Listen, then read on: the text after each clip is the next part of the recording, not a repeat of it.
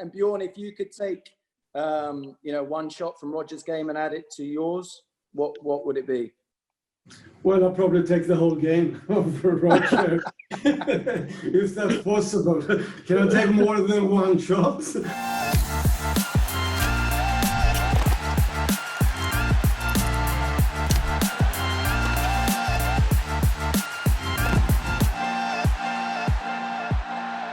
I'm Tim Henman, and I'm delighted to say I'm joined by two of the most iconic players in our sport, Bjorn Borg and Roger Federer. So guys, thanks for joining me. This is a question to both of you.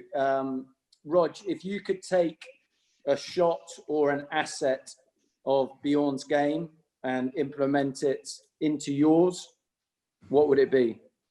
Back and down the line, Bjorn, maybe? What do you think? The two-hander? I mean, the two-hander, like it never misses, My battle has been my whole life to make sure I can hit 4 backhands in a row over the court nicely, and I feel like Bjorn could close his eyes and do that all day long. If I knew my backhand would never miss, that would be a very good asset to have, And then, of course, there's many other aspects to it. I've always admired Bjorn, the way he carried himself and what he did for the game. And that's why you're the king, Bjorn, and you know it.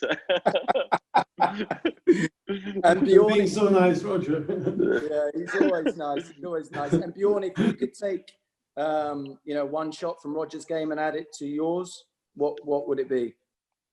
Well, I'll probably take the whole game over Roger, if that's possible. Can I take more than one shot? Only one. Only one shot. I know he doesn't have any way. He has a perfect game, but I like to take his slices backhand. His slice backhand. I like that very much. I like that very, very much. It's very effective when he is in that mood, and he knows exactly what to do with that slice backhand too. I like that a lot on this game. Yeah. It would complement your two-hander. Exactly. I needed that slice too. I needed that slice too. Good variation. The ATP Finals, Bjorn, what was your favorite match maybe from all of them, if you're trying to think back? 1 year I played McEnroe, and it was like a crazy match. I won 7-6 in the third, but in the second set tiebreaker was like 3-all, and I passed him, or he didn't take the ball because he thought the ball was going to go out, but it just landed right on the line. So supposed to be 4-3 for me in the tiebreak. It was a huge point.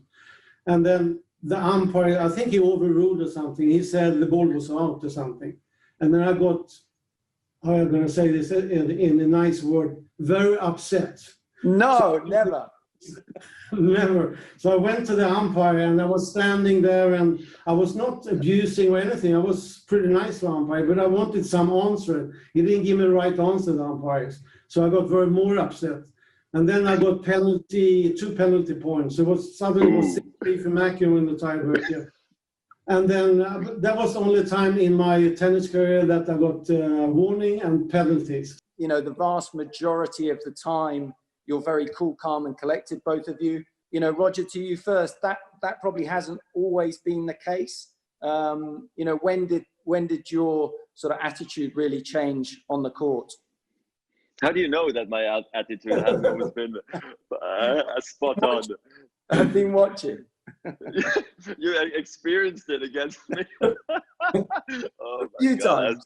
I've had some major meltdowns, but some good ones, mostly angry at myself, rarely against the others. I'm a little bit disappointed some of the handshakes I gave back in the day, because I felt like it was the opponent's mistake I lost, even though it was all myself to blame. But no, I think actually Bjorn and me, we have a very similar story. It's just that Bjorn figured it out like probably early on in his teens, and it took me much later to understand what it takes to become a champion. And that's why Bjorn, together with Rafa, are the best teenage players ever in our game, But I think I just needed more time and to figure things out, how to behave on the court, how to handle the pressure of maybe live TV, spectators in the stadium. And and understand what respect also for the game meant. And it's okay, you know, to show your emotions. There's nothing wrong with that. But it's interesting somehow people always keep asking me, like, how are you so cool, calm, and collected? Because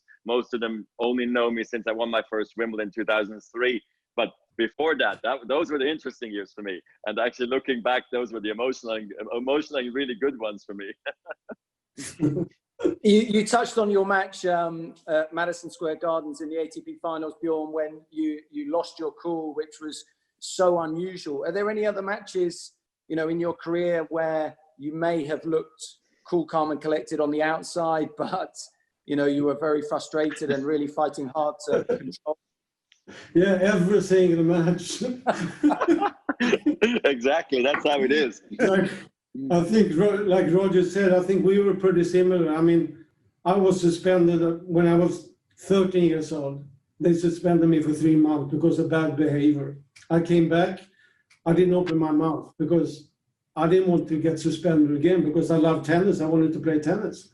And of course, as a player, you get so frustrated sometimes. I mean, you want to scream, you want to do something, but you still have to keep it inside because for me as a player, when I played, I'm not going to gain anything to get mad or upset or whatever. So I tried to keep it inside, and I think that was probably a strong part of my game to do that.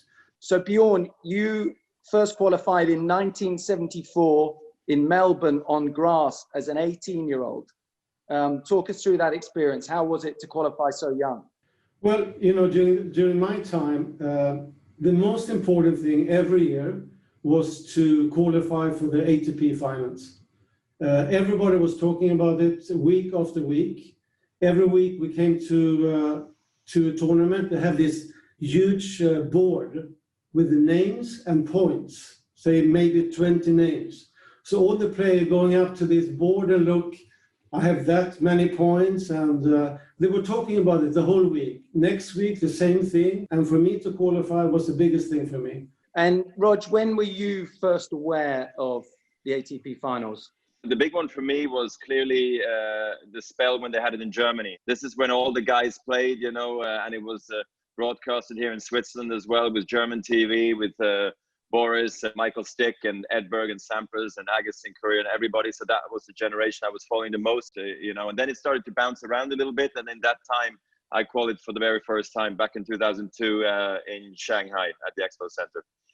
And so Bjorn, you touched on your first year, second year, 75 in Stockholm. How was that, again, to qualify, but then to play in front of your home crowd? Always when you played in your home country, it's a lot of pressure, but I was very happy that the ATP Finals moved to Sweden because we never had it before, and I qualified, and I did really well. I went to the final. I lost in the final to Nastasi. Up to the final, I played unbelievable tennis.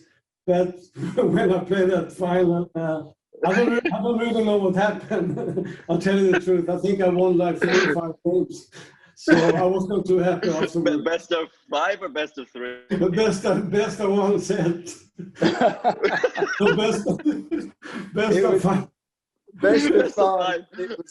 It was 6-2, 6-2, 6-1. So we'll give Nastasi the credit that day. Yeah. So Rob, you talked about qualifying first time, and then you've only won the 6 times, 2003, 4, 6, 7, 10, and 11. Is there any, one of those events that you won that stands out the most? Probably I have to go back to Houston and 2003 when I won the very first time. Like Bjorn said, I think for me qualifying for at the time the Tennis Masters Cup was a huge deal. Of course, we were also always following the race, and it all started with the first round match in the group against Agassi, and I think I remember saving match points, winning 7-6 in the third, and end up playing Andre again in the finals, and then beating him in straight sets in the finals. And for me, that really opened my belief that I could beat the best baseline players from the baseline, because I didn't panic. I didn't just start rushing the net. And for me, 2003 was a true breakthrough tournament for me at that Tennis Masters Cup at the time.